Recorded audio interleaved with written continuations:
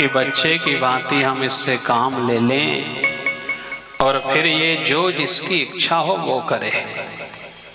24 घंटा का 10वां अंश 2.5 घंटा होता है, बाकी पूरे घंटे इसे केवल संसार ही पसंद आएगा। जितनी देर बने उतनी देर ले जा करके मंदिर में बिठा दो, सत्संग में बिठा दो, अपना काम लो इससे और फिर दूर करो।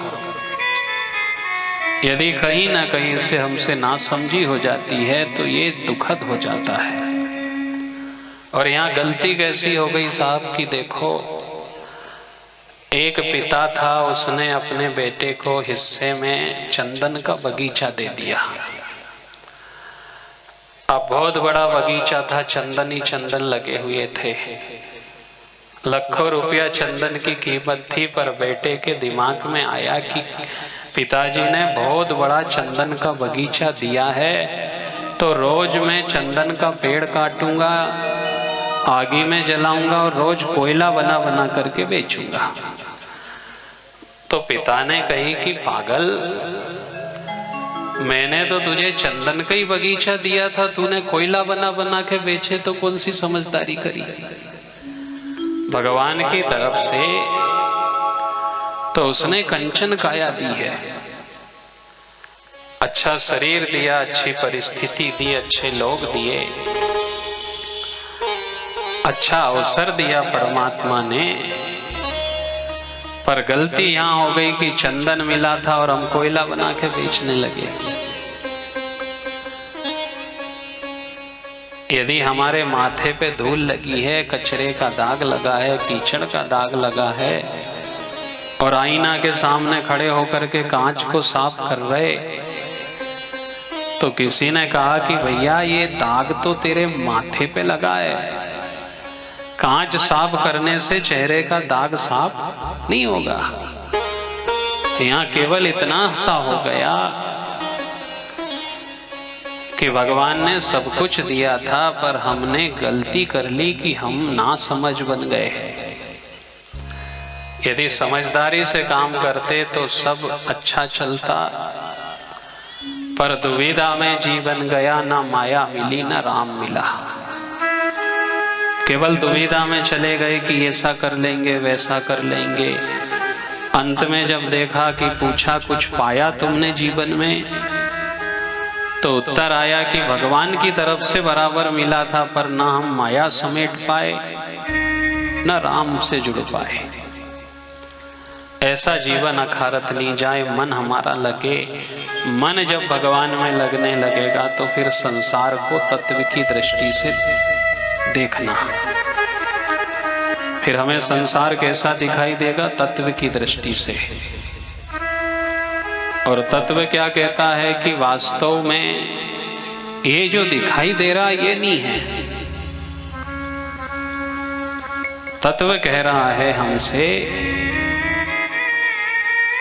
कि हम सब जो दिख रहे हैं ये है नहीं, ये अलग बात है। दाई माँ जब बच्चे को जन्म देती है तब वह जानती है कि वास्तव में तत्व क्या है। हम तो केवल सुंदर कपड़े पहना दे, तैयार कर दे, छोटी पार्टी कर दे तो हमें वह अच्छा लगता है। पर दाई कहती है कि भैया जिस दिन मैंने माँ की कोख से इसे जन्म होते देखा, यह पूर्ण रूप से शरीर के खून से नस नाड़ियों से भिड़ा हुआ था और इसी समय में रहा है, इसी जंजाल में रहा है। नरके रहा, नरके हुआ, नर कहलाया आए, नर ही से नरक हुआ और नर ही नरक में जाए। अब देखो बड़े हो जाते हैं तो फिर तर्क करने लगते हैं कि कैसा नरक है, कैसा भगवान है। तो संतों ने कहा, सुखदेव जी ने कहा कि देखो राजन, नरके रहा, नरके हुआ, नर कहलाया आए। माँ की कोख को कुंभी पाक नरक की संज्ञा दी है कि रहा तो नरक में ही बड़ा हुआ और नरक से निकल के आया, और अब कहता है कि कैसा नरक है, कैसा भगवान है। और जन्म के बाद भी देखो, नाक से भी बहे, आंख से भी बहे, कान से भी बहे। शरीर की कई इंद्रियां नरक ही विसर्जित करती हैं। इसलिए हम नरक को लेकर के तर्क नहीं करें। और जब यदि हमारे समझ में आ जाए, मन लगने लगे, तो फिर सुखदेव जी ने कहा कि संसार को तत्व की दृष्टि से देख करके चलें। जब तत्व से संसार समझ में आने लगे तो फिर क्रम मुक्ति से समझ समझ करके छोड़ते चले।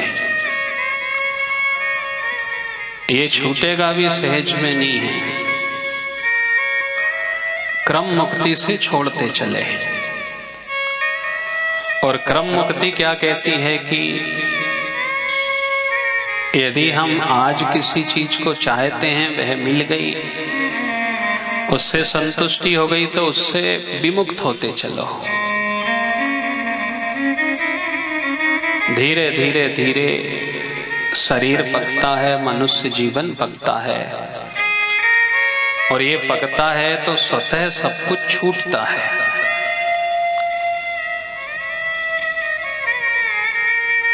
छूटने के साथ साथ हमारा मन ईश्वर की तरफ जुड़ता है। क्योंकि एक तरफ जो चीज पकड़ी है, जब तक वह छूटेगी नहीं, तब तक हम ईश्वर से जुड़ेंगे नहीं। माया ने पकड़ करके रखा है तो ब्रह्म पकड़ा ही नहीं आता है। कोई एक तरफ से पकड़ करके खींचे और हम उससे खिंचाने की कोशिश करें, तो वह तो इधर अपनी तरफ खींचता है और अपन उधर जाने की कोशिश करें तो कैसे संभव है। संसार अपनी तरफ खींचता है, गृहस्थी अपनी तरफ खींचती है। और सत्संग सुन करके, कथा सुन करके, मंदिर तीर्थ जाके ब्रह्म अपनी तरफ खींचता है, पर हम खिंचा नहीं पाते। माया की पकड़, माया का बंधन मजबूत होता है। इसलिए देखो, यहां से निकल पाना भी बड़ा कठिन है। मन घबराता है, जी घबराता है कि हम यहाँ से कहाँ जाएं, कैसे निकले, कहाँ भागे। पर हम ऐसे झंझटों में उलझे हैं कि हम सोच करके भी नहीं निकल पाते। और देखो, ब्याज का पैसा लेकर के आए और कोई कह दे कि इतवार भी छुट्टी पड़े साहब, होली दिवाली भी छुट्टी पड़े, रक्षाबंधन की छुट्टी पड़े, संक्रांति की छुट्टी पड़े, तो ब्याज वाले ने कहा कि छुट्टी ब्याज के लिए थोड़ी पड़ती है।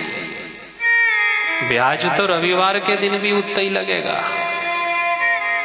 और संक्रांत के दिन भी ब्याज उतना ही लगेगा। तो मांगा हुआ तो धरी शरीर है हमारा, कंचन काया मांग के लाए हैं। तो परमात्मा ने कहा कि ये तो चक्र वृद्धि ब्याज जुड़ करके वापिस लूंगा मैं। तुम सोचो कि छुट्टी के दिन मैं छोड़ दूंगा, तो ऐसा नहीं है। हम सोचे कि रविवार के दिन है और आज परमात्मा किसी के प्राण हरण नहीं करेगा, तो कैसे संभव है। वहां तो कहीं से कहीं तक नहीं देखा कि इतवार पड़े, कि सोमवार पड़े, कि संक्रांत पड़े। आएगा जब भी बुलावा हरि का, छोड़ के सब कुछ जाना पड़ेगा। इसलिए देखो साहब, भगने में भी दम नहीं है, छोड़ने में भी दम नहीं है। अब यदि समाज से अलग हो जाएंगे तो समस्या से अलग नहीं हो सकते। किसी के मन में आएगी कथा सुन के भागो, छोड़ो।